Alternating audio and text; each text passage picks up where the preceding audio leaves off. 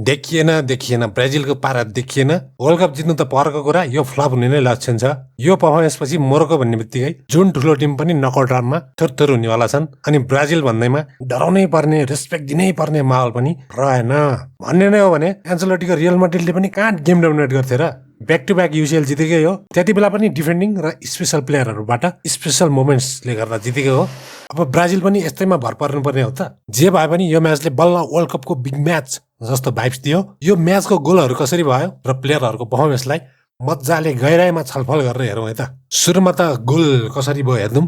यो मोरोक्कोको गोल कताले बल लुज गर्यो। अब यहाँ मजराबीले यति राम्रो गेम खेल्यो है, पहिला यसको तारिफ गर्छु म। यसले यहाँ पास दिन्छ, यस्तो पास अझै एक दुईचोटि पनि दिएको थियो। यसले डिफेन्डिङ पनि तगडा, मिडफिल्डमा घुसेर पासिङ पनि तगडा। यो मोमेन्टमा यसको पास नै सबभन्दा इम्पोर्टेन्ट पास हो। बल खोसिसकेपछि राफिनाले अलिकति एक्टिभिटी देखाउन पर्ने हो होइन। यसले गलत ठाउँमा गयो भन्छु म।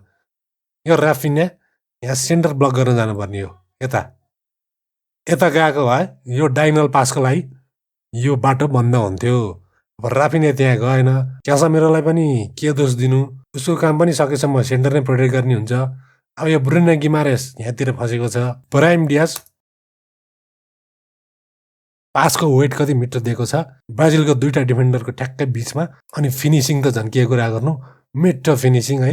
यो साइबारी मलाई कडा लाग्यो यार। यो प्लेयर स्ट्राइकर पनि खेलिदिने, अट्याकिङ मिडफिल्डर जसरी पनि खेलिदिने, पछाडि झर्ने, विङतिर पनि गइरहेको हुन्छ। यस्तो प्रोफाइल भएको प्लेयरहरू वर्ल्डमा कम नै छ। मेरो दिमागमा आउने भनेको ह्यारी केन हो, जो पछाडि झरेर पास दिन सक्छ। अर्को भनेको हुलियन अल्भारेज हो। अब यसको आउटपुट कति छ चाहिँ मैले लिग सिजनमा हेर्नै पर्छ। पिएसभी आइन्डहोभनबाट नेदरल्यान्डमा खेल्दो रहेछ। तर यसको आउटपुट छ भने यस्तो प्रोफाइलको प्लेयरहरू ठुल्ठुलो team Barcelona, Manchester City, Bayern Munich त्यस्तोमा यस्तो ड्रप गरेर अरूलाई पनि गेममा ल्याउन सक्ने क्वालिटी भएको प्लेयर चाहिरहेको हुन्छ। ठुल्ठुलो टिममा गयो भने म सरप्राइज चाहिँ हुँदैन। यो हाकिमी हेर्नु, यो हाकिमी डिफेन्डिङमा नि उत्तिकै तगडा, अट्याकिङमा पनि लकलै छ। यसले ब्राहिम डियाजलाई कति सपोर्ट गर्यो। ब्राहिम डियाजलाई त्यो पनि सहिलो हुन्छ कि हाकिमी छ, उसले कति सपोर्ट गर्छ। त्यही भएर पनि त्यो चम्किन पाउँछ मोरोक्कोमा। रियल माड्रिडमा सायद त्यही भएर पनि यसले त्यस्तो चम्किन पाउँदैन। Hakimi best right back in the world नै हो भन्नै पर्छ यसलाई। अब यी विङतिर पनि जान सक्छ, मिडफिल्डतिर पनि जान सक्छ है। सर्ट पनि हानेको छ।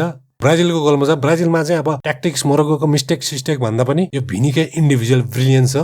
ब्रुनो गिमाराइसले एउटा मिठो पास चाहिँ खेलेको छ। यहाँ डिफिकल्ट पास हो, यो पास नखेल्न पनि सक्थ्यो। त्यसपछि फुल क्रेडिट भनेको भिनीलाई हो। भिनीको क्रैकिङ गोल। तर भिनीले पनि यो गोलपछि चाहिँ केही गर्न सकेन है। राफिनाले पनि केही गर्न सकेन, खालि डिफेन्डिङ मात्रै गर्यो। न चान्स त एक दुईवटा सर्ट हान्ने चान्स त पायो, तर त्यसलाई पनि राम्ररी हान्न सकेन। ब्राजिलको त फुलब्याकहरू पनि तोरी। अब यो गोलमा हेरौँ है, यहाँ यो डगलस सान्टोस भन्ने लेफ्ट ब्याक यो यतिसम्म आइसकेपछि कि त फुल कमिट गरेर प्लेयर जुत्दै जानु, कमसेकम जुत्दै नसके पनि त्यो प्लेयरले यति मिठो पास निकालेको छ, त्यो पास बिग्रिन पनि सक्थ्यो। तर यसले गएको जस्तो गर्छ अनि फेरि फर्किन्छ। क्यासामिरो पनि अब बिचमा सेन्टर लेन पास ब्लक गर्नतिरै फोकस हुन्छ त्यसको, त्यो पनि फुल्ली कमिट गर्दैन अनि फ्रीली पास दियो यहाँ। अब के भन्नु खै। ब्राजिलको फर्स्ट हाफ त खतम नै गयो है। यो औजादी भन्ने मिडफिल्डरले पुरै गेम कन्ट्रोल हाने। ब्राजिलको मिडफिल्डलाई त काँचै खाइदियो मोरोक्कोको मिडफिल्डले। अस्तिसम्म त अन्डर 21 फ्रान्समा खेल्न आएको रहेछ। मोरोक्कोले वर्ल्ड कप अगाडि उठाएको रहेछ। यसमा चाहिँ फ्रान्सको पकेट मारिदियो भन्छु म। फ्रान्समा यस्तो मिडफिल्ड प्रोफाइलको कोही छँदै छैन। फ्रान्सको कमजोरी भनेको मिडफिल्ड हो। अट्याकर डिफेन्डरहरू तगडा छन्। यसको बडी मेकानिक्स हो कि हो है, बल लिएर अगाडि बढेको त्यो कस्तो बगेको जस्तो फिल हुने क्या। यसको चाहिँ त्यो कम्मरमा लचक्ता भन्ने कि के भन्ने है।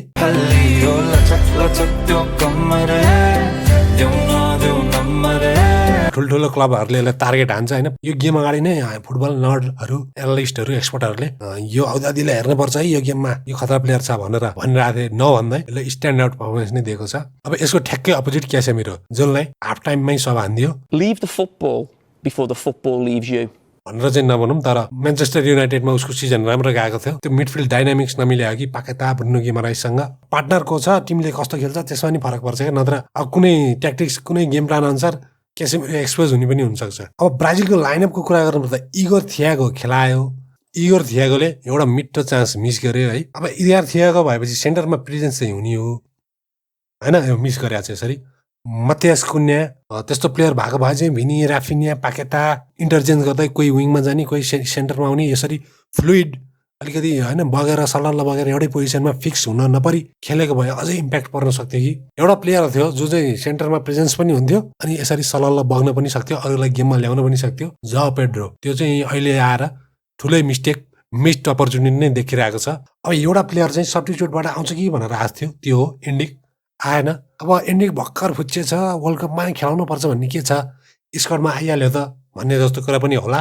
तर सब्स्टिट्युटबाट ल्याउने भनेको कि त डाइरेक्ट अप्सन हो होइन, थियाको जस्तो क्रस कटनलाई हेडिङ सेडिङ हान्नलाई फिजिकल ल्याउने हो, कि त त्यस्तै अलिकति म्याजिक भएको प्लेयरहरू ल्याउने हो क्या। इन्डिकमा त्यो म्याजिक छ, त्यसले केही न केही आउट अफ द बक्स गर्न सक्छ।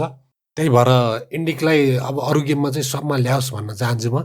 नेमार इन्जुरीबाट कहिले फर्किने हो, त्यो मिडफिल्डमा आफूतिर 2-3 जना तानेर अरूलाई स्पेस क्रिएट गर्ने, चान्स क्रिएट गर्ने कोही प्लेयर चाहिएको छ, त्यो नेमार नै हो।